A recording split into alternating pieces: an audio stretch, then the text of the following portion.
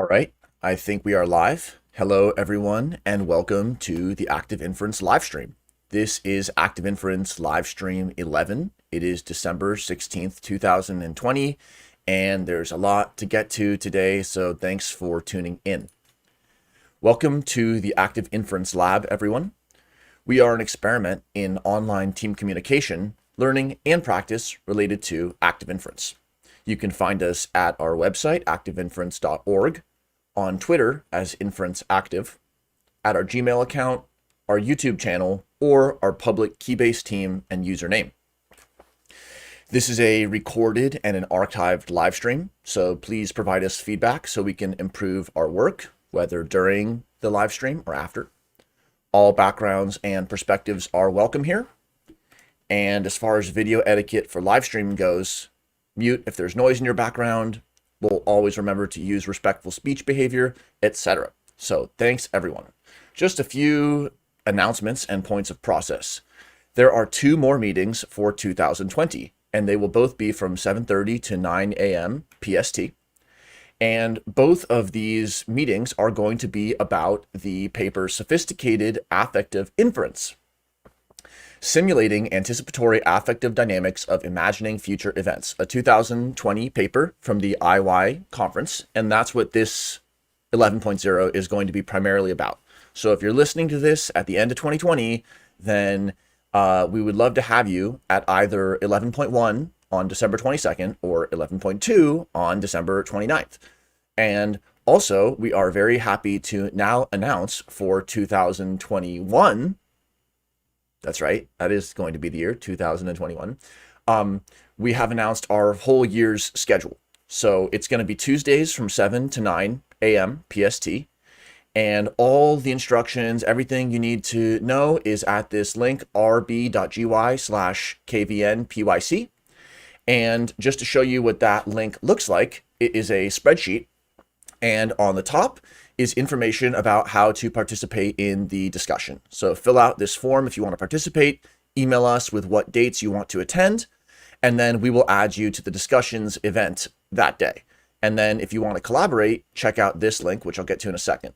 And just looking at a few of these papers that we have up until the middle of April, for every single paper, we've been really lucky enough and have an awesome community of authors who want to join on. So we'll have an author representative of every single paper up through the middle of April and beyond. And we'll have, most weeks, we'll have an author on. So we're going to get a lot of opportunities to hear from the authors about what they were trying to do with their papers. I'm just really excited to hear from all these different perspectives. And then, of course, by bringing on people who are learning active inference or who are from any different field of expertise or experience, we're going to be able to try out some new combinations that maybe haven't been tried. Speaking of the Active Inference Lab beyond the live stream, if you go to activeinference.org, you'll see a call for collaboration for 2021. And this aweber/t/AUSM3 link, you'll be able to fill out a form of interest and just let us know if you might be interested in collaborating for 2021, because we have 3 main projects that we're really excited to be working on. The first has to do with an active inference book of knowledge, which is going to be like a participatory and an open and a very interesting designed textbook, reference, and source of online course material. That'll be project 1. That's very educational driven. Project 2 is going to be the live stream and some other associated content types that we'll get to in 2021. And then project 3 is going to be tools for remote teams. So this is going to be related to the frameworks for analysis that we laid out in our September 9th paper, Vyatkin et al. And we're going to be working on how we can do analysis and design for remote teams. So that will be quite exciting. All right, thanks for all of that. Sorry about the relatively long introduction. Here we are in ActInf Stream 11.0, and the goal of ActInf Stream 11 is to set the context for the next 2 weeks of discussion, which are 11.1 and 11.2. The paper that we're going to be reading in both of these weeks is Sophisticated Affective Inference, Simulating Anticipatory Affective Dynamics of Imagining Future Events. And that's by Casper Hesp et al. 2020, and the ResearchGate link is provided. This video, .0, is an introduction or a context for some of these ideas. It's not a review or a final word or a judgment. The video is just an attempt to contextualize some of the ideas and the vocabulary, as well as some of the formalisms for the paper, which will be really helpful in understanding the paper for people of all backgrounds. The punchline of the paper is that we can add features to active inference, such as anticipation and affect, and aiming for more powerful simulated agents and perhaps new insights for computational psychiatry. So we're going to be looking at it with two main foci. One is on the simulating agents side, either computational agents or robots. And the other side is sort of the human side with the computational psychiatry, and how are we going to be using this to have insight into the human brain and mental health. The sections of 11.0. First, we will go through the keywords, and that will be like a bridge or an on-ramp for those who are from those different fields, maybe learning about active inference for the first time. Then we'll talk about the aims and claims, abstract, and the roadmap of the paper, how they get from A to Z. Then we'll go through the formalisms and figures, and in this paper's case, the formalisms are actually drawn from a few other papers. So this video might go a little long, and it will contain information on the two citations that give us sophisticated affective inference, which is the sophisticated side, and the affective side. But we'll get to there in a few slides. In 11 and point 1 and point 2, we will discuss this paper. So if you're listening in the live chat, it'd be awesome if you have any comments, as well as in the comments after the video is done. Or if you want to put it in a Twitter thread or however, just let us know what questions we could ask the authors and also the panelists on 11.1 and 11.2 about this paper. And if those discussions have already happened, then keep on adding comments because the discussion never stops. All right, so the keywords, the best part. The keywords, as usual, there's so much to say about each of these keywords, and my target here is really the construction of the on-ramp for this paper and the on-ramp for active inference. So if you're in the active inference community, I hope that these keywords are an invitation to explore some adjacent areas of research. And if you're just learning about active inference and you want to familiarize yourself more, then hopefully these keywords are like an interface or a foundation for your understanding. And if you have any thoughts or any questions, then always just leave a comment or get in touch with us or come on an active inference stream, because we're all really just learning these ideas at this point. And so we just want to hear what people think about what are the connections that are possible. And certainly my hasty production of these videos would be greatly improved by people in the live chat or comments, just letting us know where we could take the discussion. So the keywords of the paper included anticipation, counterfactuals, affect, and anxiety. So maybe some of these words are more common than others. People talk about anticipating events a lot in everyday life, as well as, of course, anxiety and affect or emotionality. Counterfactuals you don't hear as much about in everyday life, but maybe one does. They just don't use that word. So we'll come back to that in a second. All right, the first term is anticipation. So anticipation is a really cool term, and there's a lot of interesting research.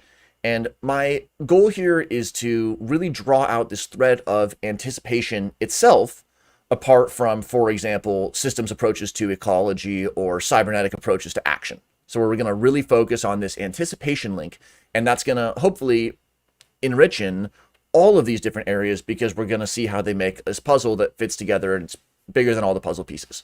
So we're going to start on the anticipation side with a couple of key citations, which are related to Robert Rosen, who was in the middle of the 1900s, did some very influential anticipation research.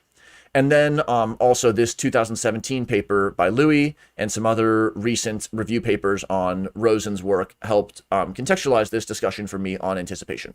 So the axiom of anticipation, as they say, is that life is anticipatory. So we've heard of life as a replicator. We've heard of life as a negentropic force locally, like an organizing force. And here we're going to have another facet, and that's that life is anticipatory. So we're really thinking about all kinds of systems, just like we were thinking about definitions of life as being pattern making or replicating. Anticipating is now going to be one of our key features for what is life like, at least according to this lineage of research. And this is going to relate to a ton of other ideas, including the counterfactual, which is really important. And the work of Rosen and others on anticipatory systems led to them formalizing what an anticipatory system was. And here was the actual diagram that they used. And again, there's many perspectives on anticipation, the cybernetics of Russia, and non-Russian, non-Western anticipatory research, but I'm just going to trace out this lineage of Rosen for right now. And certainly the concept isn't new, but the systematic study of it was new when Rosen was writing his book. And so here's a quote from the Mathematical Foundations that leads me to this figure. It says, Rosen's rigorously mathematical study of this biology-inspired subject led to a sequence of papers culminating in his book, Anticipatory Systems, Philosophical, Mathematical, and Methodological Foundations. So here's the definition that is provided of an anticipatory system. An anticipatory system is a natural system that contains an internal predictive model of itself and of its environment, which allows it to change state at an instant in accord with the model's predictions pertaining to a later instant. An anticipatory system's present behavior depends upon future states or future inputs generated by an internal predictive model. Model-based behavior, or more specifically, anticipatory model-based behavior, is the essence of social, economic, and political activity, end quote. And that was drawn out as this MES. So it looks kind of familiar to some diagrams we've looked at in ActInf, but it's actually different letters representing different things. So M is the model of the system. We might say that's like the generative model. E is the effector. Those are like the action states. And then S is going to be the system or the niche. And the environment includes the total system. And then the effectors influence the system. And then there's a bidirectional relationship with the model and the effectors. Now, I hope this isn't too far down the rabbit hole, but I think there's a few things that active inference and non-active inference people can learn from this here, because again, it helps to distinguish which parts of what we're talking about are related to, for example, inactivism, or which parts are related to Bayesian computation, statistics, which parts are related to thermodynamics. And by tracing out the different lineages of thought that culminate in what we have today, we can also clarify not just previous ideas and realign them in the context of active inference, but also we can start to potentially work on all the systems that were within the scope of these disparate ideas within the scope of what we have. And so it is very important to make the mapping and to be specific about it, rather than just say, well, yeah, active inference reimagines it, so it's going to be totally different. Well, it's not going to be totally different, actually, because a lot of these figures are from the 1970s, and they're going to remind a lot of active inference people about probably a lot of things that I'm not even perceiving, which is why I put it out there for other active inference people and non to be thinking about. So we saw from inactivism and from the ecological, psychological domains that were developing in the 1900s that there's many rich ways to think about this shared interaction, or the interface between the ecological niche and the skilled and intentional organism. We also saw from multi-scale systems, complex systems, that there's many ways to think about internalism and externalism and about causal relationships. There's no privileged level of causation or other multi-scale system approaches. Okay, now we're going to focus on anticipation, not these other multi-scale domains. We're going to be one domain, one type of niche. What are we going to really be looking at with anticipation? Okay, so the anticipation research frames this world as a multi-loop situation. There are simple or complex versions that include the observer's formal model F, as well as the natural system. So down here on the bottom, we have F, which is the formal system of the agent. That's like internal to the agent. And then we have N, the actual external natural system. And so we've seen this in the context of internalism and externalism and in action and inference, but here it's actually only about anticipation. That's why I think it's so interesting, especially because it's actually called inference, what the agent is doing with the formal model. And that's inference under a formal model, so a lot of hopefully connections are being made. And the idea of the anticipation research is that we can find analogies amongst natural systems within Rosen's holistic anticipatory ecology. So one formal system, this is going to be our formal ecology. And we're going to go out to a bunch of natural systems, deserts and rainforests, and we're going to be doing a decoding process. And by decoding the causal entailments of the natural system, by inferring what kind of feedback loops are anticipating and being anticipated by that system, which is our own loopiness over here, by undergoing that process, we'll be able to find structural relationships between different natural systems. So here's natural system 1 and natural system 2. And this line of research is interesting because it introduces a basis in logical areas as well as in category theory and dynamical systems. So it bridges a lot of areas of formalisms, and that enables this kind of law-like and semantic or ontological addressment of systems, which are things that the active inference research frontier is also focused on, like is active inference a theory of semantics? And so I think there's a couple ways in which active inference could come to this anticipatory framework and have some insights that are a value add from active inference. So first, the formal model of the organism doesn't have to be formal in any sense that we traditionally understand, but it is something that is formalizable, or maybe it's related to the Church-Turing hypothesis, or there's a lot of ways to think about this, but active inference is pretty vague on purpose about the exact nature of this model by just saying, well, it's something that we're also inferring as an observer who can make a certain kind of model. So we're not sure that we're on the right one, but this F is a generative model. So it doesn't have to be just an analytical or an inferential model. It's actually related to control systems. So here it's encoding and decoding, but we talked a lot about action and about perception. So active inference more squarely places this loop not in the realm of signal and abstraction and meaning like semiosis, but within the control theory loop of system state and internal states and effectors. Second, the formal model, as we've talked about with the internalism and externalism and tale of two densities, the internal model or the formal model doesn't have to be simply inside of the organism. It can exist in this exocortex way, in this extended or embedded, encultured, or a collective way. And so it doesn't need to be all within the bounds of the organism. Now, Rosen probably was aware of all of these tensions and used fuzzy sets and ecological thinking, a lot of other things. So it's not, again, not really commenting on the anticipation research. Don't know too much about it, but I'm just thinking about where we could draw and build upon. And really, this is so interesting that in the anticipation area, there's a dialectic or there's a dynamic between the formal system and the natural system. So it's almost like natural and artificial. And then that's related to encoding and decoding. So it's framed about information and about natural communications with an unnatural almost. Whereas the active inference approach takes that ecological insight and connects it to control theory cybernetics. So it's action oriented. That's the action research side as well. Instead of the semiotic elements and seeing the semiosis as emerging out of action, rather than seeing the semiosis as primary and stimulating or signaling action. Which one is primary? Well, which one was around first? And again, really important precursor research for complex systems, a lot of other areas. And just, we're coming at it from anticipation. We're not using too much active inference jargon. We're just thinking, wow, if active inference could map to anticipation, then every keyword in literature about anticipation, we could be able to be one jump away. So that's why semantic indexing of research databases is so important as well. All right, second keyword, counterfactuals. So counterfactuals are very related to prediction and to anticipation. And that is why they're in this order. So many philosophers, and this is drawing from the Stanford Encyclopedia of Philosophy, many philosophers have proposed to analyze causal concepts in terms of counterfactuals.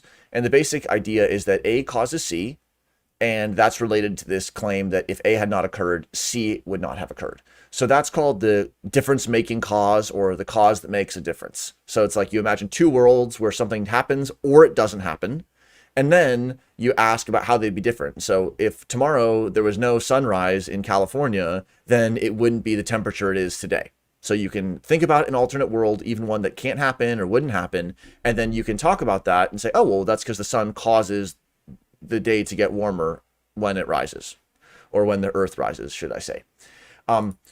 And what's good about this counterfactual is that you can go beyond simple counterfactuals and you can actually have quite nuanced logic of counterfactuals. So here was an example from Lewis 73, where depending on the way that more information is added, it changes the truth value of the counterfactual. So here's just an example of how that can flip, and then also how we can use logic, not going too deep, but just we can use logic to denote these sentences. So if I had shirked my duty, like not signed up when I had to, no harm would have ensued. No harm would have followed. So if there would have been I, this event I, then not H, no harm.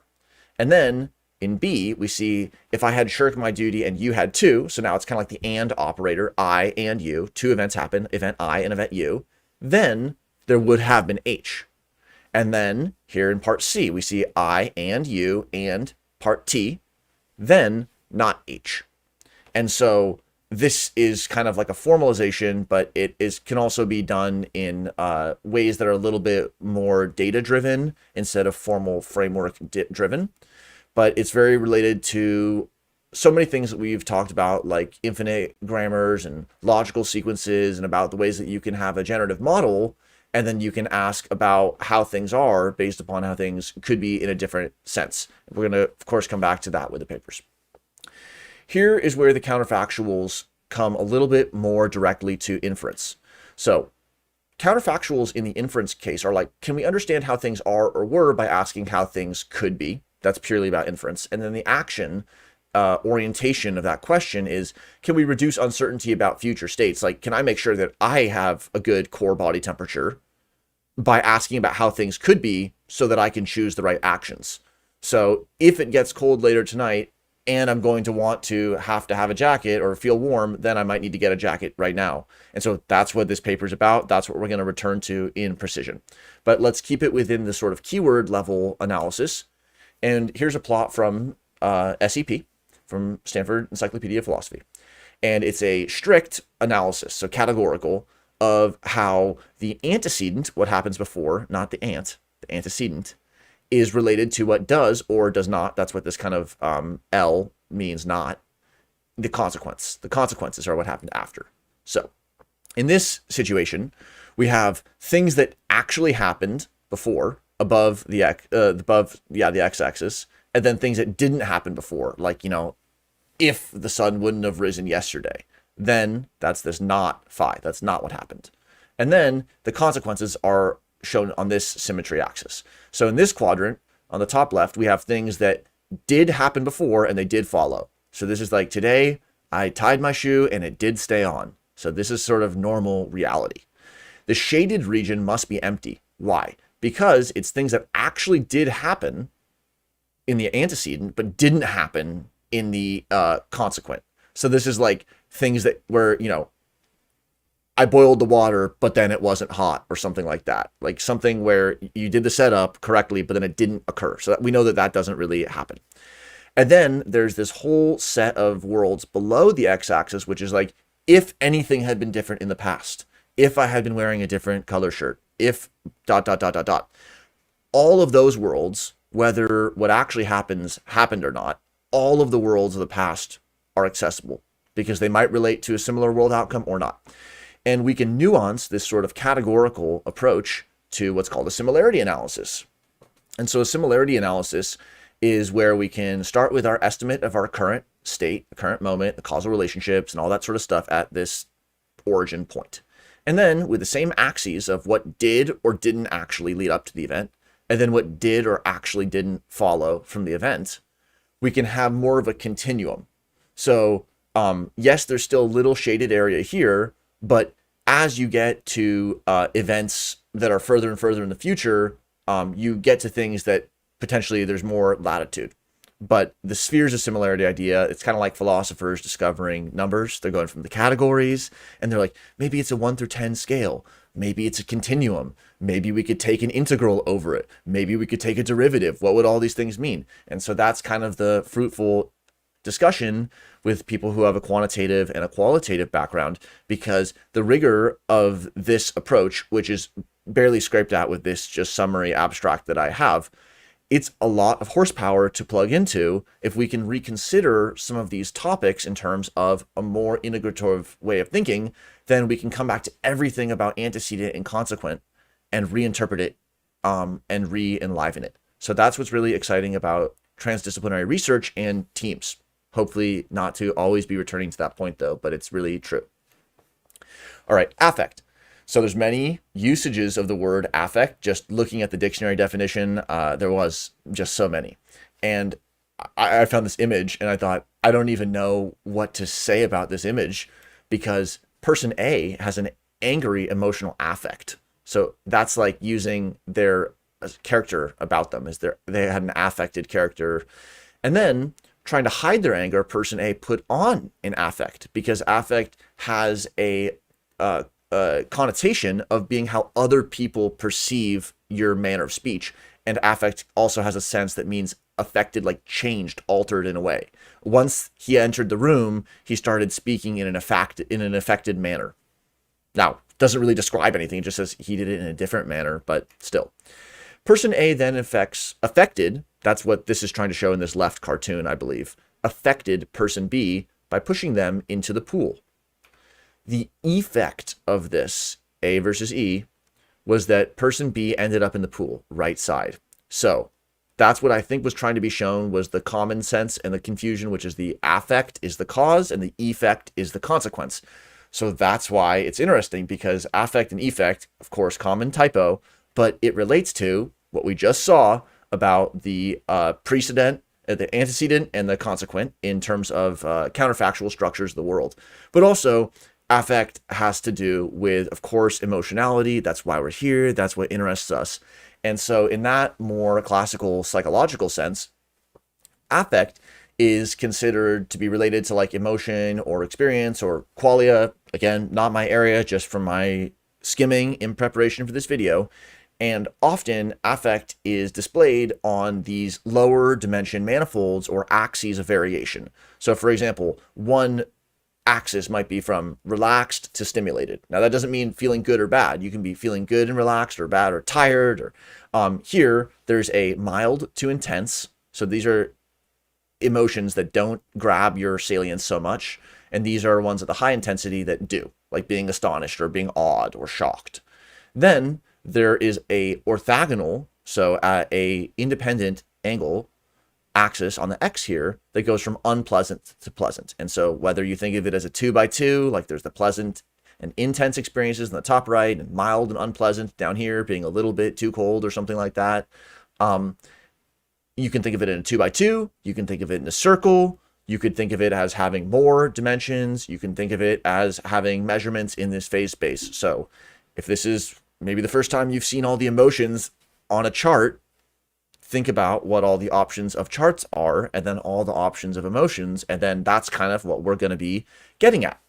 So not just points in space, but we could actually be talking about trajectories through that phase space, whether it's an emotional cascade or a pathway to radicalization, like we were talking about yesterday in 10.2. Whatever it happens to be, or just your daily routine. If you wake up and you're here, how are we going to get to here? This is from feeling afraid through feeling excited and happy into content and serene. Now, not that this is a pathway or the pathway or whatever, but perhaps if we use tools like active inference or other computational frameworks, could it be possible to introduce some ways of thinking about this diagram that would help us actually navigate these ridges and find paths, find policies for people who are in one area of this phase space to find a trajectory into different parts of that phase space. So they already have the phase model of the valence and the affect, and then there's already this trajectory model of fields and trajectories coming together, and now we're going to reconsider. And here's just a couple citations on the left about non-active inference neuroscience approaches to valence and to affect. Valence being positive to negative, just like an electron or a proton has like a valence. Valence is positive to negative axis. So that's the x-axis here. It's considered to be one of the major axes of variation, as people who feel good or bad or change how they feel throughout time can attest to. And so, again, we want to think about affect in a couple senses, not just the semantic. We want to think about affect as a statistical phenomena, especially one that can be studied in all kinds of animals as well as in even computational agents. And in that situation, affect as a statistical phenomena is like feeling greedy or feeling volatile or feeling regretful or feeling confident. These are terms that we might want to apply to even a chess playing statistical machine or a gambling machine. Oh, it's really acting shy. The intentional stance from Dennett, maybe that's a valid thing to say. But the statistical sense of affect is just purely the way that the system's behaving. How would we describe its intentionality as if? That's very behaviorist, very from the outside. Then there's the neuro side of affect, and that's related to the neuroscience kind of literature that's here, people who are actually looking in the brain for electro and chemical differences and people who have different affect and different affect states, connecting it to different features, dynamical or otherwise, of the brain. So that approach is very internalist. It's focused on things internal to the organism, and it tends towards this sort of neuroscientific reductionism. And then there's also affect in the psychological and in the psychiatric sense, which is the experience. And that's where, of course, this whole area, this field of emotions that maybe some people experience a little differently than others, but no one strongly disagrees or says that it's preferable to go on this side or the other. I mean, that's kind of the question in many ways of cognitive diversity, though. And this is where I believe active inference comes into play, is you have the statistical behaviorist, could be about robots, could be about anything. You have the neuroscientific, very internalist, very neuro-human related. And then you have the psychological, psychiatric, which is very social and very semantic and based upon the clinical relationship in many cases. Here's where active inference comes into play. It adds in a level of computational computability, but also philosophical agnosticism about a system that, using systems engineering, other approaches, we're going to be able to talk about systems very precisely while also remaining basically agnostic on several key issues. So when people think that some aspect of uncertainty in a framework is a simply negative thing, it's not that I'm doing apologetics here. I don't think every uncertainty is a good thing, certainly not. But there are several areas, just like we discussed at the end of 10.2, we're actually saying, yeah, we're using it as a tool. So whether the person chooses to have cultural script A or cultural script B about this experience, we're not going to make a value judgment on that. But potentially from a purely statistical framework, we just want to be able to describe certain kinds of behavioral state transition matrices being different in our model. So that's a way where people can have a cultural experience and a personal experience, but also use tools that are empowering. So also beyond the computational and the systems tractability, we bring in this whole control and action perspective, because all these are about thoughts, words, thoughts. And rumination and overthinking and underthinking can also be a maladaptive state for individuals or for collectives. So how are we going to orient this psychiatry, especially in action, instead of just like, you're in brain state A, so now we need to zap you or give you a chemical to put you into brain state B? Well, it's not so simple, or at least we haven't figured out the simple way to do it yet. So how are we going to think big about the niche and the culture and the extended environment, and then ask about how could we navigate this, care support team experiencer network? How could we navigate through this landscape, which is defined by specifics for this person in their situation? How are we going to find a productive policy to get from here to here? So those are the kinds of things that get me really excited, because I feel like they're strong yet neutral and powerful ways to talk about mental states. And to give one example of a mental state, which was a keyword, so I have to go into it for this section, but it's something that's, in our experience, is anxiety. So I'm not a medical doctor, of course, and I'm not your medical doctor. So this is really about that computational psychiatry perspective. Though we all feel anxious, we all want to help each other. No one is alone or should feel alone. So we all want to work together and help get you on a productive path wherever you're at. All right. So here's the definition of anxiety that's given by none other than anxiety.org. Anxiety is the mind and body's reaction to stressful, dangerous, or unfamiliar situations. It is the sense of uneasiness, distress, or dread you feel before a significant event. A certain level of anxiety helps us stay alert and aware, but for those suffering from an anxiety disorder, it feels far from normal. It can be completely debilitating. And in the anxiety.org literature, they provide 3 different categories of anxiety disorders. Again, this is contextualizing why we're studying this area, as well as trying to find what are the footholds where active inference could start to make an impact, whether in people's lives or in the biomedical system or in the health insurance system. Just where across the board are we going to see this insight take place in systems change? So the 3 kinds of categories of anxiety that they talk about are 1, anxiety disorders, which are general featured by excessive fear and anxiety. It's a little self-explanatory, but second category is obsessive compulsive and related disorders, which are related to obsessive intrusive thoughts and compulsive behaviors. These behaviors are performed to alleviate anxiety associated with obsessive thoughts in their quote.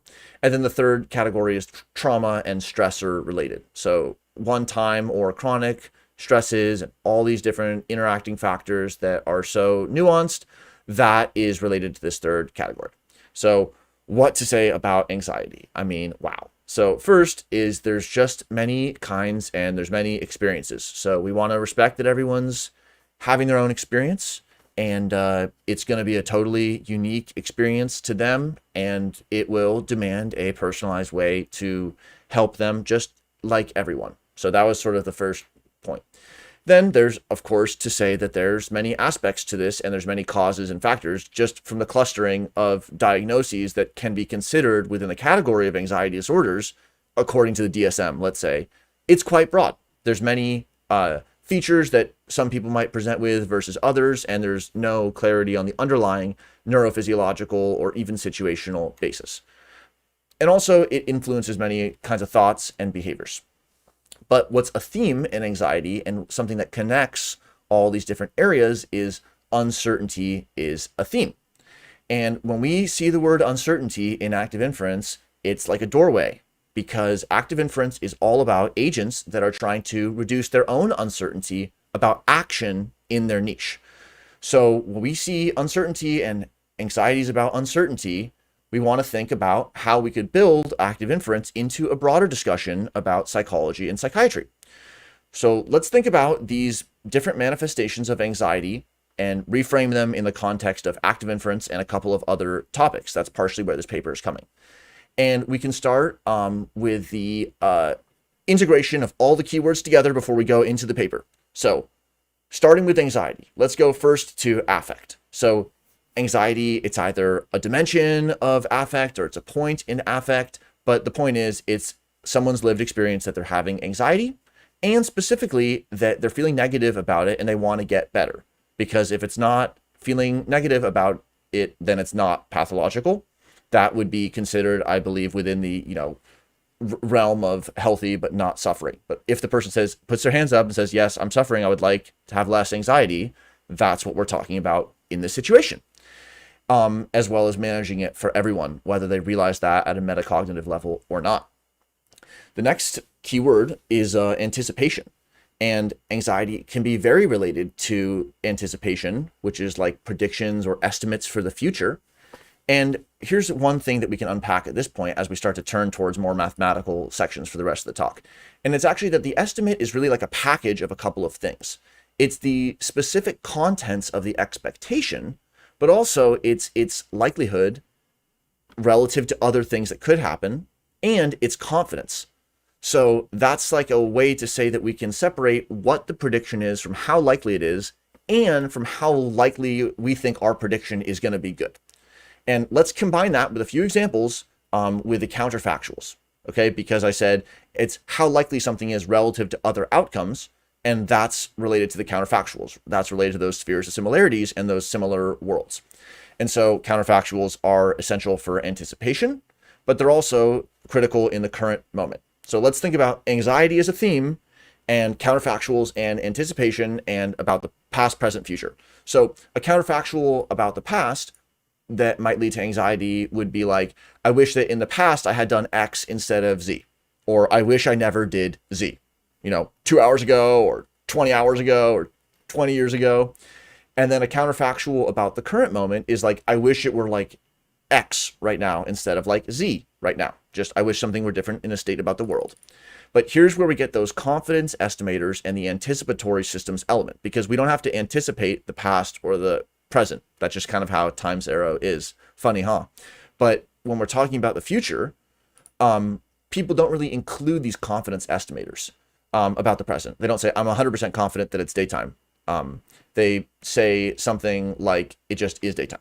But when they include something about the future, it's very common to include a confidence estimator. Like, I think it's unlikely that my friend will do X in the next 3 years.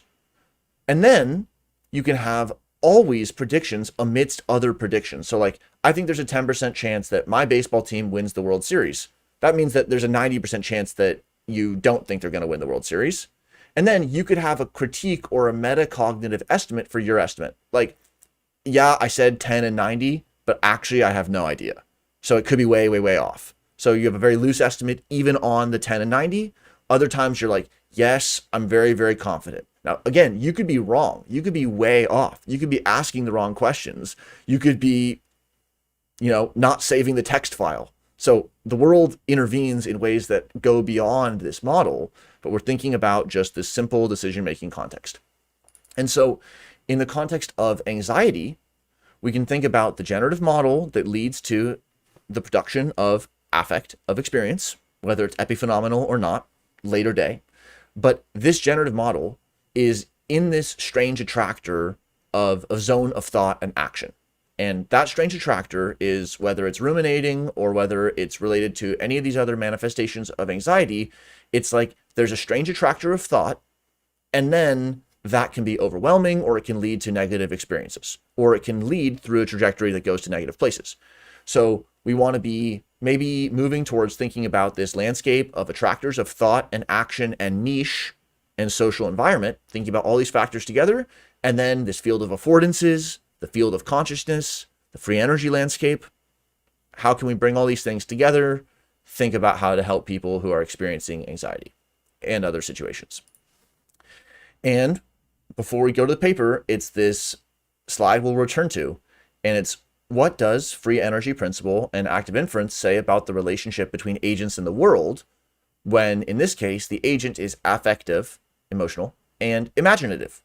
And here's the affective agent who's also imagining future emotions. So this is the kind of model that we want to keep in mind for the paper. It's about an agent who's acting in the world. And right now it's just a simple interface, but you could imagine more nuanced interfaces at a later model. And this agent is having an experience, but that's not a philosophical claim. It's just a parameter that it's calculating. And then it is also calculating perceived future likelihoods of different states. Okay, so with no technical details at all, that's what this paper is about. Agents in the world with this valence affect. Here it's simple, it's 0 to 1, like good to bad, but you could go in different dimensions. But here it's just good to bad, agent in the world, thinking about the future. Okay, now it's going to get more technical. That's what the paper's for, though. So, sophisticated affective inference simulating anticipatory affective dynamics of imagining future events. It's from October 2020, so just like 2 months ago, at the first international workshop on active inference, IY 2020 at Ghent. And the authors are listed here, so cool. First annual, good, bold start. We wish them the best of luck in their series.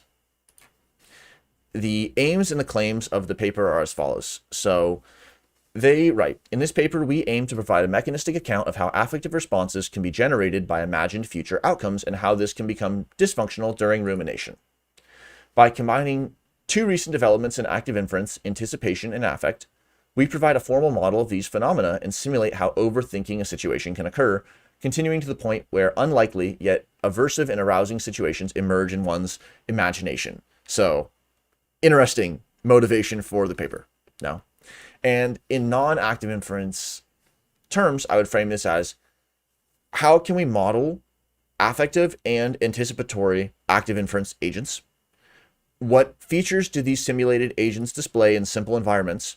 And then, because this is such a short and introductory paper, how could we think about this being useful in the fields of psychiatry, cybernetics, all these different areas? And of course, we'll go into the formalisms soon. So the abstract of the paper. In this paper, we combine sophisticated and deep parametric active inference to create an agent whose affective states change as a consequence of its Bayesian beliefs about how possible future outcomes will affect future beliefs.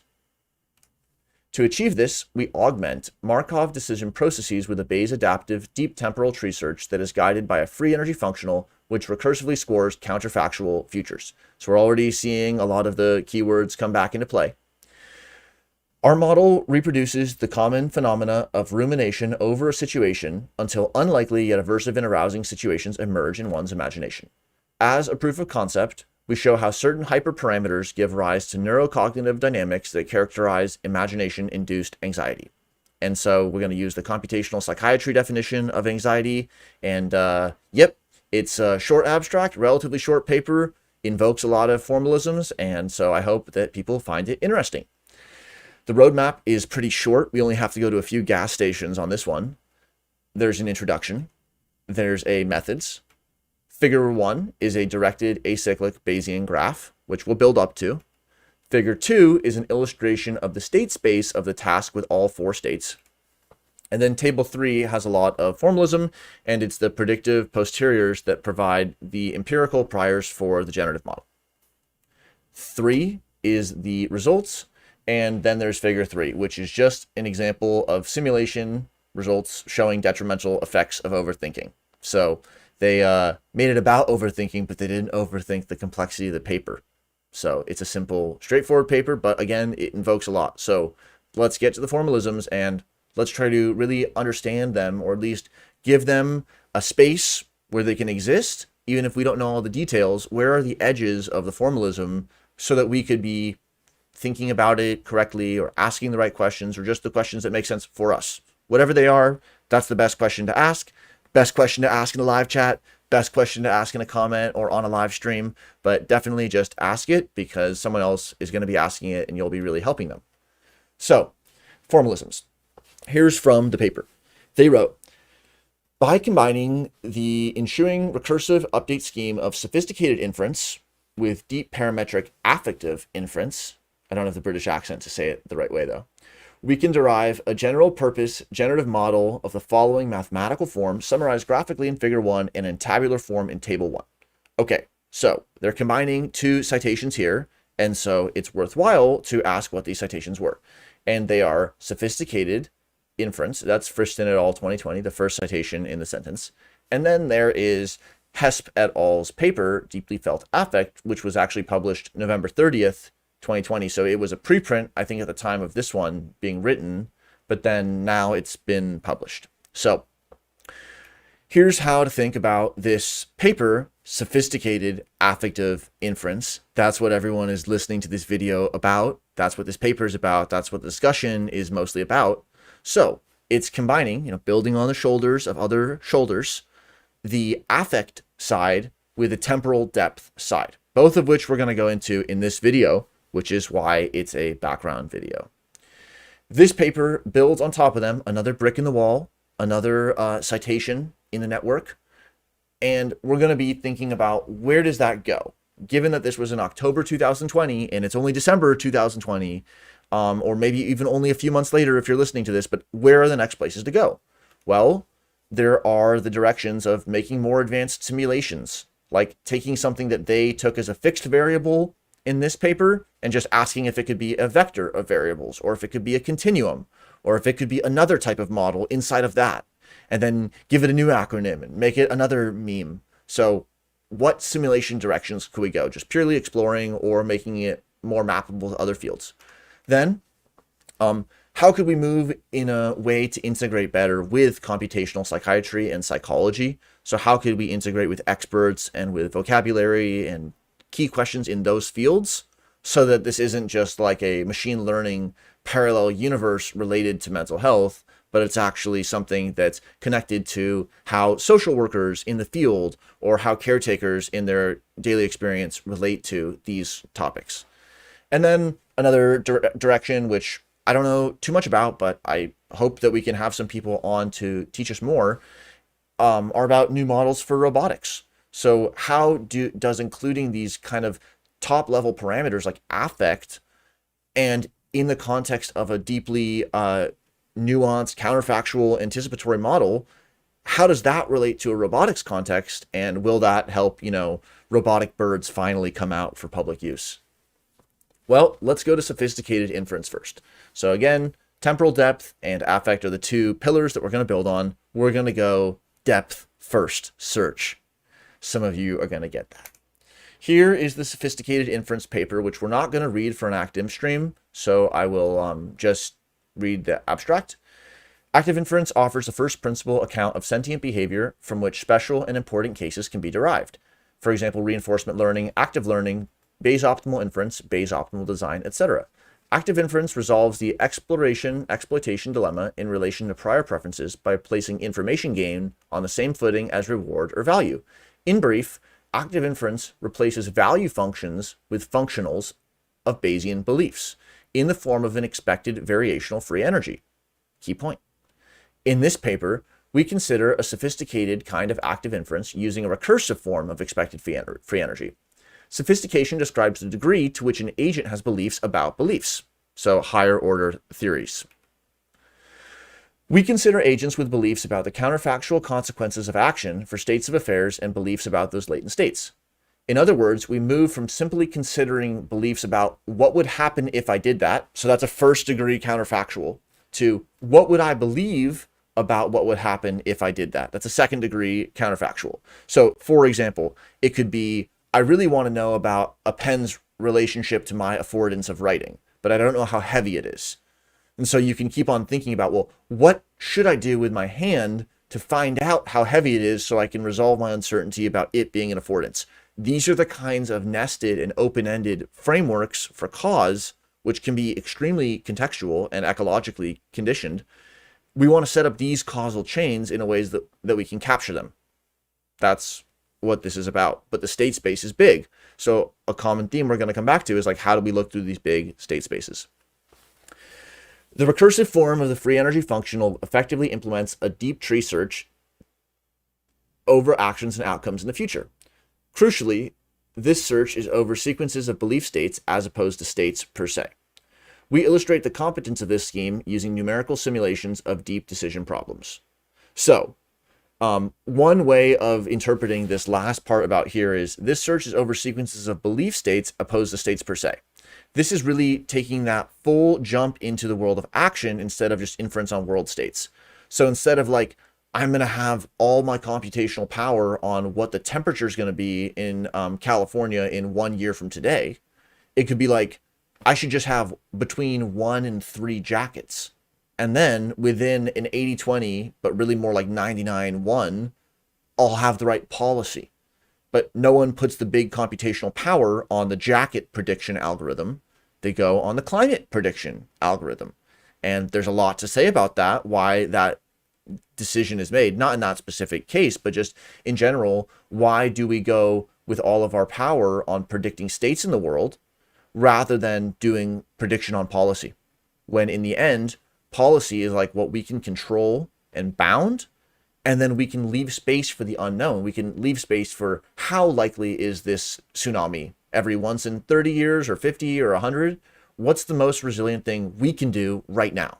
What's the best inference on policy for our beachside community? Not what is the Gaussian distribution of tsunami waiting times. Do people hopefully see a few directions in which active inference steps into these issues about uncertainty? Here's some of the formalisms from the paper. They write, our objective is to optimize beliefs, so an approximate posterior over policies, pi as always, and their consequences, which are hidden states, S, and those are basically S triple line. It's like a super equal sign, and it's saying S is related to this tau. The T is like the tau, the policy horizon. So the hidden states are S from some initial state, S1, state at time 1, until the policy horizon tau. So that's the length of the prediction, the depth through time. Given the observations O from up until time, until the current time T. This optimization can be cast as minimizing a generalized free energy functional F of, so it's a function of something, and that function can be enormously complex, like a neural net is like a function. It's a mapping of inputs to outputs. It's a map. Functions are maps. And so F of everything, it's like, that's the biggest possible wormhole, but that's why this is a powerful approach. And then it's Q of S and pi. So this functional is around Q, which is some distribution of states and policy. So the world state is like what the actual, my estimate about the world's state is going to be, and the pi is my policy. So here's what is being asked here for those who might be learning about active inference or wanting to really go into these formalisms for perhaps even the first time. This is like asking, how can we have the best policy over a given time horizon? So that's the big control theory question. Given tau and given the distribution of affordances, pi, what's the best pi over tau? Not division, just what is the best pi over the time horizon tau? So if my policies are left or right in a collision situation, and then there's a time horizon, you only have those two choices. And so you can pull back to the meta game and say, do I have another choice? There's always space for innovation and for breaking out of the box and for reframing it. But at this first base level, let's just focus on a certain time horizon and a certain set of policies that are fixed. So we're playing like Connect 4 here, or we're playing like backgammon. It's going to work for these models too. And we want to ask, how can we estimate the consequences of pi? So of ourself, of the policies of others, and the policies of groups.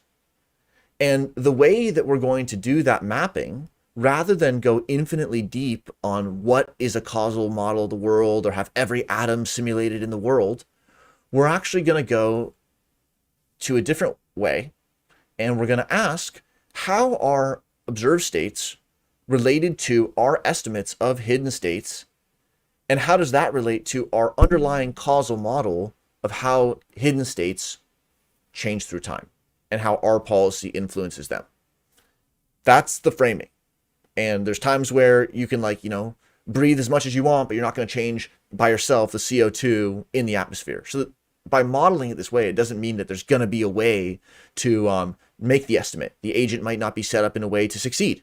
But again, it's the framing here that matters. And you could frame a winning chess game or a losing chess game, or a million pawns versus one, or any board size. All this can be included. That's what we're using these numbers and letters for. Because then the pi can be really nuanced. It could be a million different self-driving car parameter settings, but it could be evaluated. They continue.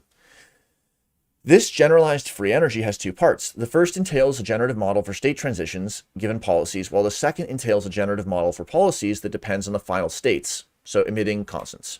So the generalized free energy of sophisticated inference, which is deep time inference, is going to have two parts. One part is going to be a generative model. They're both generative models, but they're kind of like two-stroke engine. One generative model is about state transitions given policies. And then the other half of the generative model is about policies given state estimates of the world. And so those are manifested in Q and P. And they're both related to policy, but they're related in really specific ways. So more details are provided above. This is just the screenshot from the paper. But we have two key equations that come at the bottom here. Q, so mind your Q's and P's, just classic. Q is conditioned given policy. It's about observations and states given policy. And it's related to a model of how observations arise from states, O, conditioned on S, and related to another model about how states are conditioned on policies. Okay, so it kind of makes sense because we're conditioning here on states, we're conditioning on this right side Q with policy.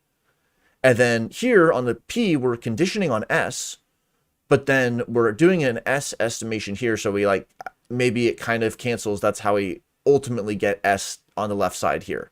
Like this one somehow scoots to the left side. Ask a statistician, but there's more nuanced layouts. This is just the simple one. And it's basically related to this P and Q internally. Maybe there's another, I don't see how Q, I don't think it's recursively defined. I think it's two components of Q, but let's hear the clarification from the authors. Then there's this P function, and that is related to policy selection itself. So it's not conditioned on policy. P is about policy. And this is related to expectations across policies and the free energy, generalized free energy of the policy. So P is like the policy selection side, and Q is like the inference side, because this is like, what are the states and the observations of the world given policy that I do? Given that I go on a run every day, what would be the states and the observables of the world that would be different? So it's a counterfactual, but I'm framing it within this type of approach. And then the other half is, given that that's a likely or a possible or a preferable or a curious or a fun or a, habit forming, whatever it happened to be, however it fits into E and G, defined formally, that relates to the policy selection path that ends up getting enacted by P. So, yep, definitely let's get some more clarification from the formalists themselves. They continue with this section, equation 1.3. And so here's something pretty interesting. This is, they write, this corresponds to a form of approximate Bayesian inference, i.e. variational Bayes, in which equation 1.3 is iterated over factors of the mean field approximation to perform a coordinate descent or fixed point iteration. So they are saying that this formalization corresponds to approximate Bayesian inference. I'm going to provide a little bit more information on that in a second. I found that to be kind of an interesting claim, and not sure, are there mathematicians or machine learning experts who could clarify this issue? That would be appreciated. And here's what they wrote, which I thought was really interesting. Sophisticated inference recovers Bayes adaptive reinforcement learning in the zero temperature limit. So cool, because it's like saying in the extreme no noise case, in some info thermodynamic way, it converges to a certain type of other thing. So just like some algorithms might converge to a normal distribution, let's just say you sample a bunch of weights and they converge to a normal. This is like a convergence, but it's this model family is converging on Bayes adaptive reinforcement learning. So we take all that we know about Bayes adaptive reinforcement learning, all those neural nets, and then now we have the best one. And then it's about converging into that best funnel in a higher temperature space that's even going beyond the model parameters of those Bayesian approaches. Quoting the authors again.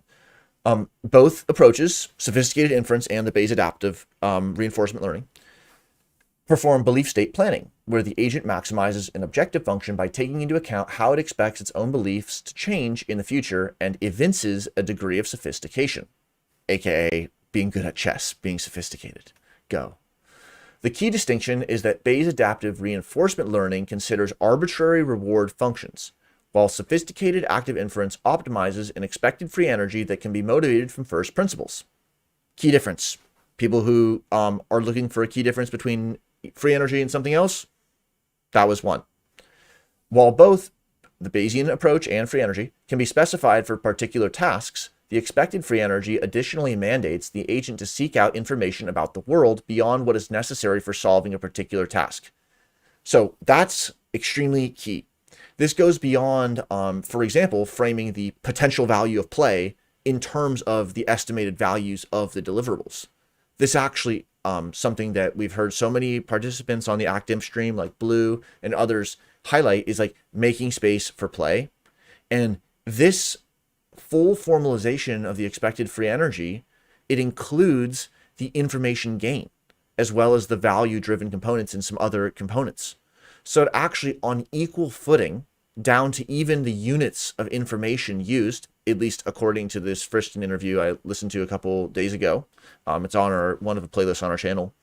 The same natural unit, or at least the same framework. Whether there's a coefficient that balances them, he seemed pretty negative on that, but I think there could be another way that they're integrated in a more nuanced way than just simply an 80-20, 20-80. This isn't bipartite partitioning. This isn't nature-nurture 1.0.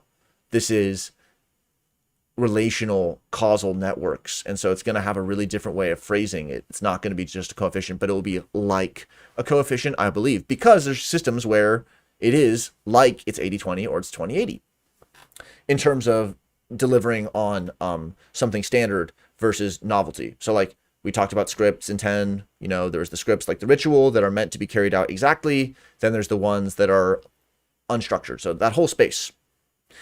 Back to the authors. This model allows inference to account for the artificial curiosity that goes beyond reward seeking to the gathering of evidence for the agent's existence, i.e. its marginal likelihood. This is sometimes referred to as self-evidencing, and the citation there is to Howey 2016. And so we can think back to Active Inference 8, when we were thinking about that mountain car and about how it just wanted to explore. But by exploring in that admittedly trivial setup, it did discover the goal in the way that the optimal reward uphill climber got ground down.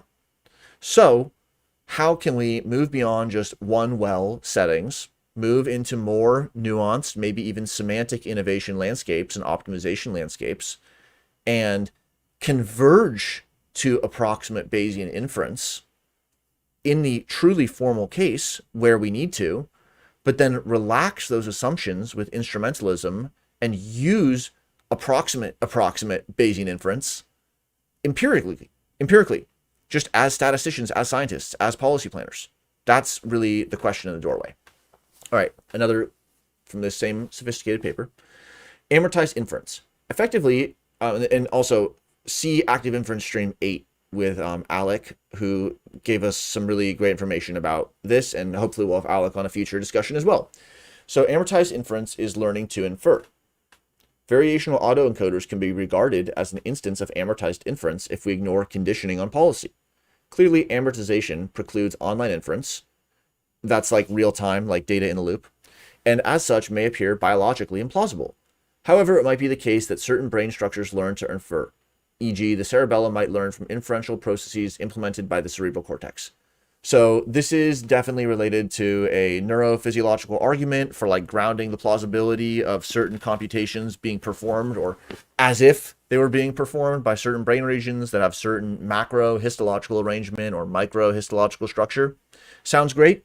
I would say in the case of insects, could we study whether they're doing it or not? Or I just think maybe it's simpler, or it will help us realize that, oh wait, we don't really need the neurons to be doing that. We just need to be able to think about it. Just like we didn't need the neuron to be doing a linear regression for us to do a linear regression across neurons.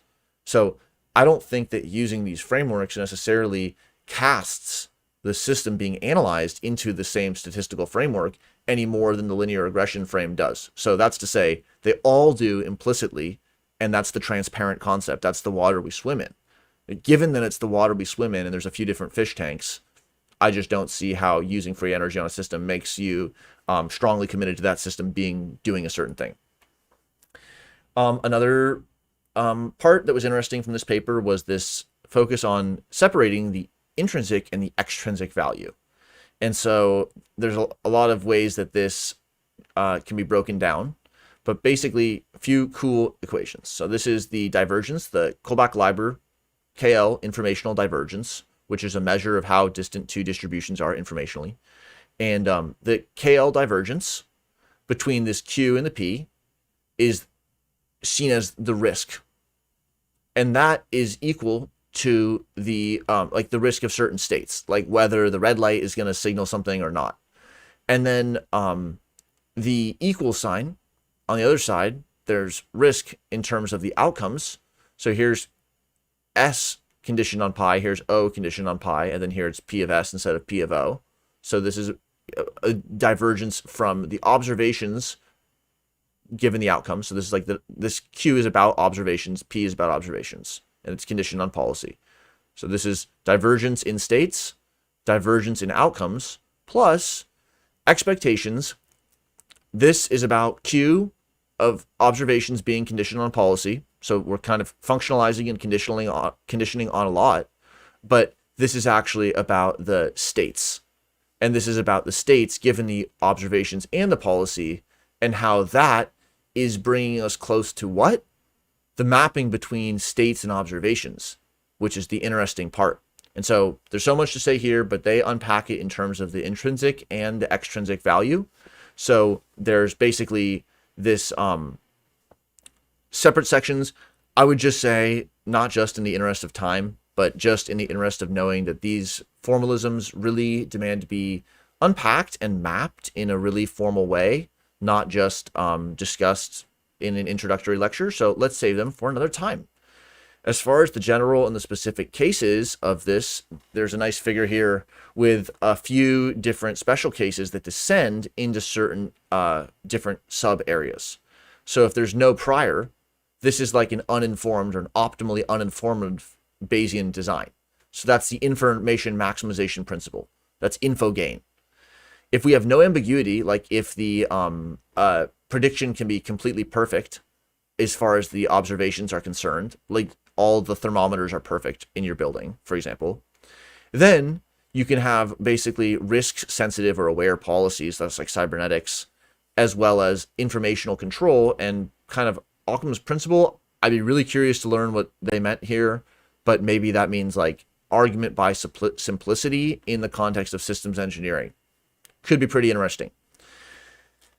Then if there's no intrinsic value, so if it's just pure curiosity search, pure exploration search, then it can converge depending on how you value intrinsic versus extrinsic to a variety of different types of theory.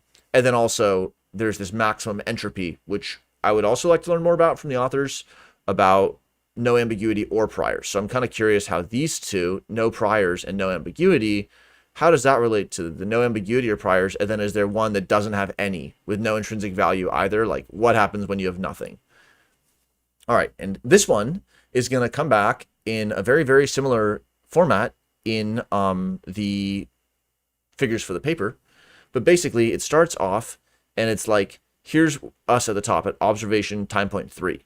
And then there's 1, 2, 3, 4 things can happen. And then from thing 1 or 3 happening, 4 things could be observed. And then from 1 or 3 of those, or from 2 or 4, then you can have 1, 2, 3, 4 things happen. And here, outcome 1 and 2 and 4 lead to 1 of 4 observations. And so this is like an unrolling. This is like a rollout of a deep time prediction on a tree. And that's related to a couple different ideas, which is why we introduced them, which is the prediction through recursion and the counterfactual branching. So the first thing to remember is that the branches are literally counterfactuals. It's like, what would my prediction be? But it's really just predicting the whole distribution. So instead of thinking it as predicting, is my team going to win or not? Just think, what is the distribution of likelihoods of each team winning the World Series? And then that's like, what is the likelihood of each of these outcomes conditioned on this? And you keep on conditioning on, and rolling that out through deep time. So it relates to counterfactuals and the state outcome mapping. So state of the world, and then mapped onto your observations, the sensory outcomes, through this learning of the relationship. So here is what it looks like in the format that we looked at the end of 10.2. You have B, the transition matrix. And it's like there's a state, it emits observation, it's this dark kind. Then there's an action policy, whether from the agent or from the world, and that modifies or not the state transition matrix, and then the state goes to the next state. And then through A, which can be similar or not, it emits another observation. That could be probabilistic or not. So we're going to see this again in just a few slides, but pretty interesting, and that's just a first approach, and that shows that the sophisticated inference paper was the one that really brought it out. And then also, this is pretty interesting. Figure 8, and here's the caption. This schematic summarizes the various imperatives implied by minimizing a free energy functional of posterior beliefs about policies. ensuing states and subsequent outcomes. The information diagrams in the upper panels represent the entropy of three variables, where intersections correspond to shared information or mutual information. So Professor Jim Crutchfield at UC Davis, or anyone in your area, I would love to be learning more about this question of the overlapping Venn diagrams, because I remember a lecture with some overlapping Venn diagrams and information theory from Professor Crutchfield that was very influential for me. And then the caption continues. A conditional entropy corresponds to an area that precludes the variable upon which the entropy is conditioned. Note that there is no overlap between policies and outcomes that is outside hidden states. This is because hidden states form a Markov blanket, i.e. an informational bottleneck between policies and outcomes. Two complementary formulations of minimizing expected free energy are shown on the right in terms of risk and ambiguity, and left in terms of information gain and entropy, respectively. One can see that both will tend to increase the overlap of mutual information between hidden states and outputs. That's what we really want, is we want the states and the outputs. We want to be learning that relationship. Both will tend to increase the overlap of mutual information between hidden states and outputs while minimizing entropy or Bayesian risk. In these diagrams, we have assumed steady state such that risk becomes the mutual information between policies and hidden states. For simplicity, we have omitted dependencies on initial observations. Fair. The various schemes or formulations considered in the text are shown in the bottom. These demonstrate that the Bayesian control theory, i.e. KL control and Bayesian risk, and optimal Bayesian design figure as complementary imperatives. Okay, Bayesian design of what? The answer is of experiments. So this is optimal experimentation conditioned on everything you know. Okay, so this is like, given the state of what's known, how can you get information gain? And then here is related to making the lowest possible risk through policy given the states that are known, and that's related to what's known as KL control. And so what we're seeing here is, in this mapping of active inference, and not necessarily other frameworks, I'd be open to correction or expansion on this, but not necessarily in other frameworks, are there such even ways to understand and equivocate a really broad range of strategies. For example, you could do this is kind of like explore, and this is kind of like exploit, except instead of the parameter switching explore to exploit, or one mode to the other, it's actually like a more nuanced trade-off mediated through policy. And what that policy is enacting in is a co-optimization of information gain. That's this outward and this expansive and this variational principle, with the downward coordinating Bayesian risk precision optimization. So the Bayesian design is like, you're on this point on this, wherever you're at, and it's expanding outwards with the info gain, with the optimal experimentation, and then it's collapsing inwards in order to decrease surprise about the world. All right. Now, on April 6th and 13th, 2021, Casper Hesp and other authors from this recently published paper will be joining the ActInf stream. So we'll go through the paper and all the figures and everything then. But the figures we'll just go through one first time, because they're going to be basically exactly copied over for the sophisticated affective inference.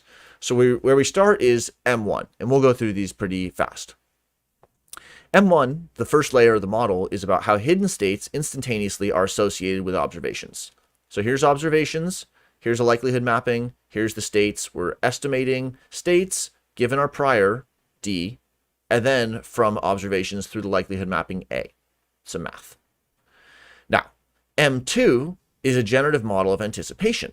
So here we have D, our initial priors, and then we have B, which is how D changes, basically how those priors change. And then we have states through time, 1, 2, 3. And then at each time, we're having either a prediction or a confirmation or an updating of an observation. That's the time-specific predictive density. So M2 is like, how does M1, which is at one time point, change over 2 or more time points. So that's M2. M3 is a generative model of action. So this is where we introduce the action layer. And so there's a couple of pieces that play into it. The first thing to notice is that we have this exact same M2. It's literally, the exact same image copied out. Here's M2. Looks kind of like 3 letters. There's 3 prongs pointing down and a little head with a D. Same exact shape here. Okay, so M2, the box is clarifying this is the exact same M2 that we just talked about. M3 is around that. And so how does M3 come into play? Well, it's all about pi, policy. And so P, policy, plays into the B matrix, which is how the state estimate changes through time. So our policy is really, if I exercise every day, then I'll be getting healthier in this way. So something like that. And the pi is, again, only playing into these B matrices. It's not playing into the S state estimation. It's not playing into any A matrix learning. It's a different part of the brain, different part of the model, or so they say. Maybe. And the pi reaches downwards into the B, but also it's getting influenced by a couple of new things up here, which is the baseline prior over policies and the phenotypic outcome preferences, which are C. So C is your preference matrix. E is like your affordances. That's like your baseline affordances of your prior of affordances. Just like endowed from evolution and from learning and development, what are the tools that are at the disposal? And then there's the phenotypic preferences, which are also evolutionary priors that can be updated and they can be contextual. And through G, there's a policy selection.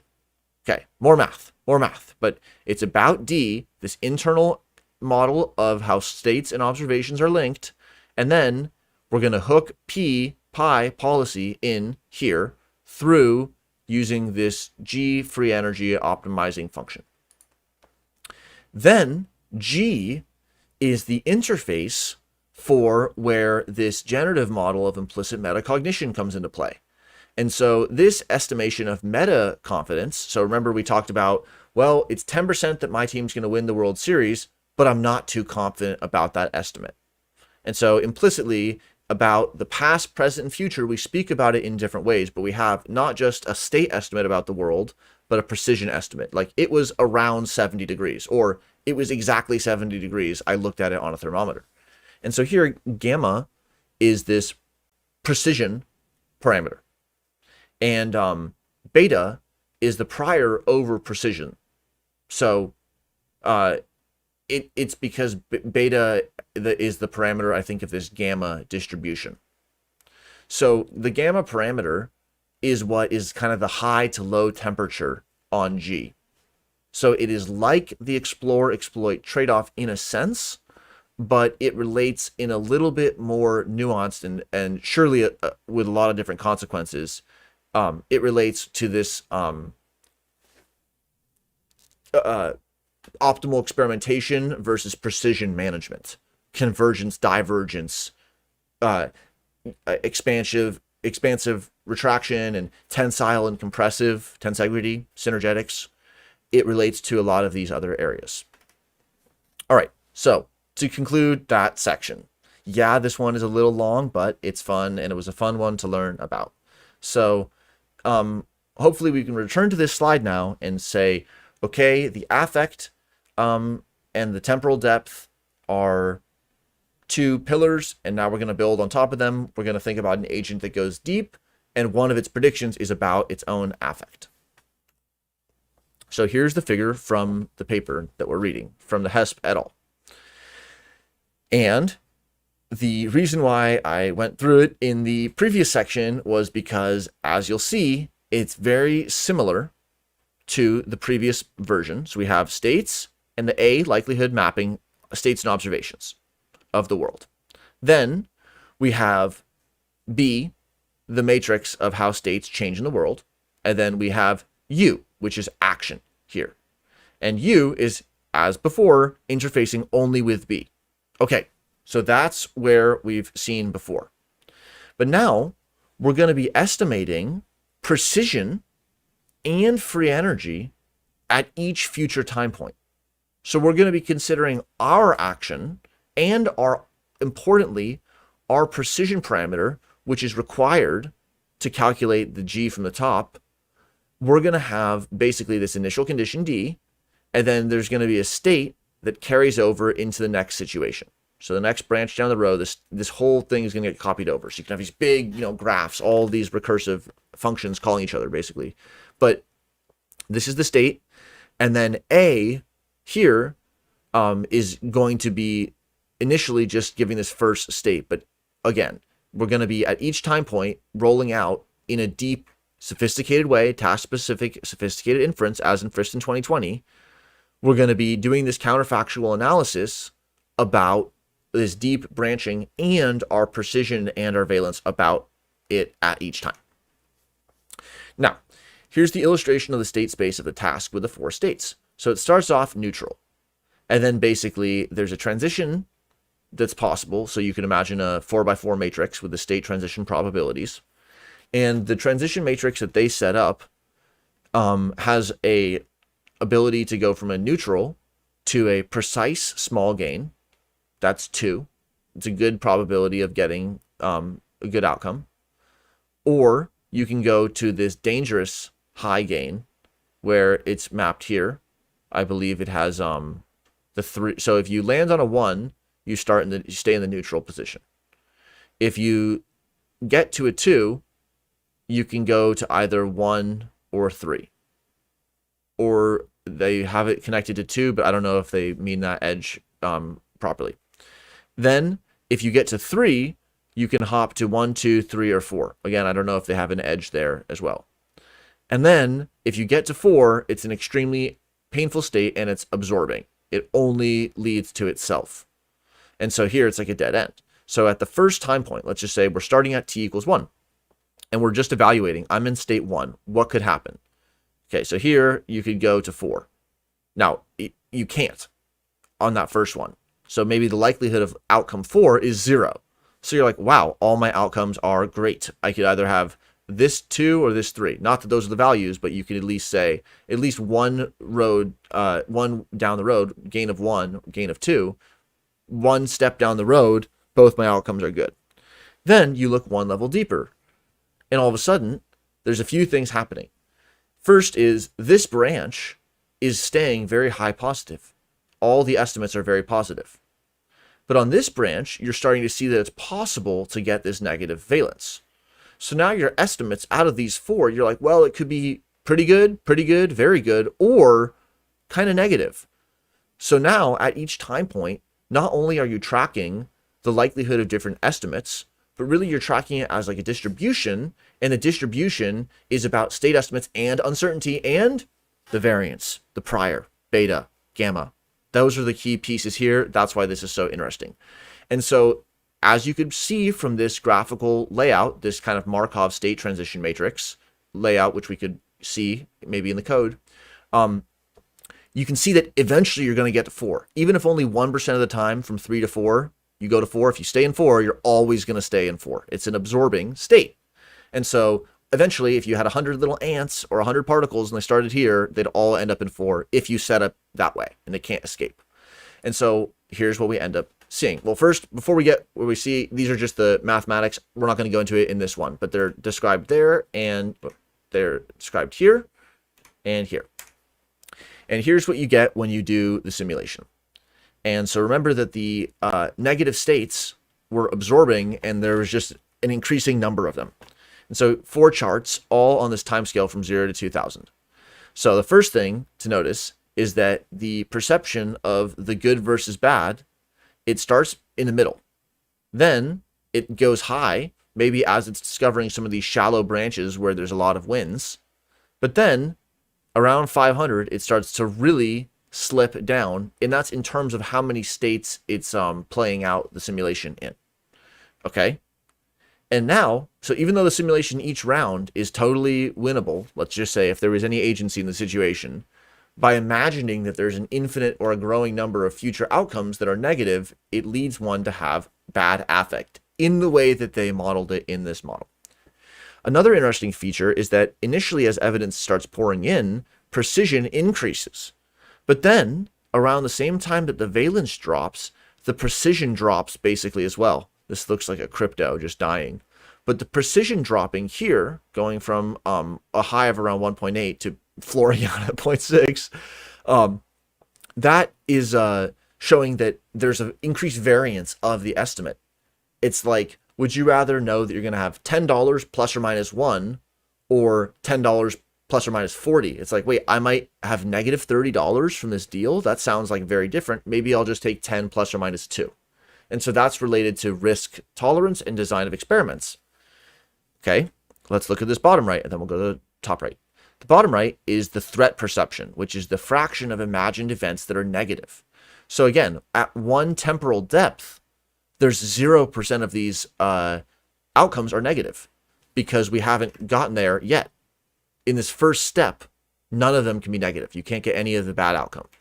But as more and more simulations roll out, there starts to be this converging amount that are negative. Now here, again, they just called it a proof of concept, but they're just showing one parameter combination. So it's not a statement about how a certain natural system is in just any way. It's a framework for thinking about it. But as the threat perception increases and levels off, there's also a stabilization of an uncertain predictive posterior for action.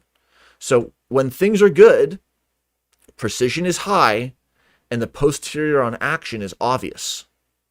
So it's like very clear we're getting a lot of big winning states, and there's a very low posterior for a lot of negative states. Then, as the percentage of threats starts to increase, and interestingly, it's actually after it starts to get a little better, but maybe the state space is just branching out even further. As that happens, there's a phase transition in the precision and the valence, which in active inference are very tied up because anxiety, which is a negative emotion, we're saying in this one, in excess, is increased by uncertainty. And so basically this is like a good level of uncertainty. Our posterior on action was we were pretty clear about which way we were going to be able to go. But then this is like, even though the green is still at 60%, the teal is kind of at like, so the good ones are not losing. Most of it is actually rewarding, but there's still a small fraction that are damaging. But it turns out that by having that level of uncertainty, it generates negative affect, negative valence through this low precision of the model. So that's pretty interesting, and this reduced action model precision is interesting too. So that's basically the figures of the paper. It was relatively long, but again, the paper was short, so I hope that you read it. But at the same time, it clearly builds so directly upon the other two work that it just didn't make sense to only read the formalisms from this paper when it was so linked to previous work. All right, so the concluding questions are just, what are frameworks for affect and anticipation? What would a good framework for affect or anticipation enable for us? What does affect encompass other than valence, like other than the plus minus? What other features of affect are there? What are some unique predictions and some experiments of this model, whether in general or in the specific situation, but like what is something that this model predicts that we might be able to go out and test or measure or already have the data to know? And then what are the next steps for active inference? How will active inference increase to another level of sophistication, or include another group of researchers in the conversation, or integrate best or emerging practices from another domain? How can active inference grow from this encounter and serve as a helpful reference point for the other fields as well? And then what is the goal of this research? They were mapping things onto anxiety, but of course it's just a parameter in a model, and certainly few authors would say that their models are anything but parameters in models, yet it's so difficult to, especially the multiple senses of anticipatory systems and living systems and affect in different systems, robotic systems. It's at the nexus where it's almost like granting agency to models, but then removing agencies from humans. So, having affect in a model, but then not caring about a human affect when they're telling you. So that's sort of a, not of course saying that the authors are doing that or part of that or anything like that. It's just that when we have these affective, emotive agents, it's like, yeah, that's us. That's how we should be respecting people. So how can we build on that and take this model, which seems to be really affirmative about human agency and choice, at the very least enabling of human agency in a way that other models, again, not that they weren't, but that is different. That's kind of the discussion that we are having, and that's what's been so awesome. So thanks for participating, everyone. It was kind of a fun discussion, a little bit more than an hour and a half. We will provide follow-up forms to the live participants, so anyone's feedback, suggestions, questions would be super helpful and awesome. Stay in communication with us, and yeah, we hope to see you in these last two discussions of 2020, and then the new 7 a.m. to 9 a.m. PST 2021. I'm really looking forward to that. I know a lot of our teammates are as well, so check it out. Go to the website, get the updated information. Thanks everyone for listening in live or replay, and it was a fun discussion. I hope that you got something out of it. All right, thanks, and talk to you later.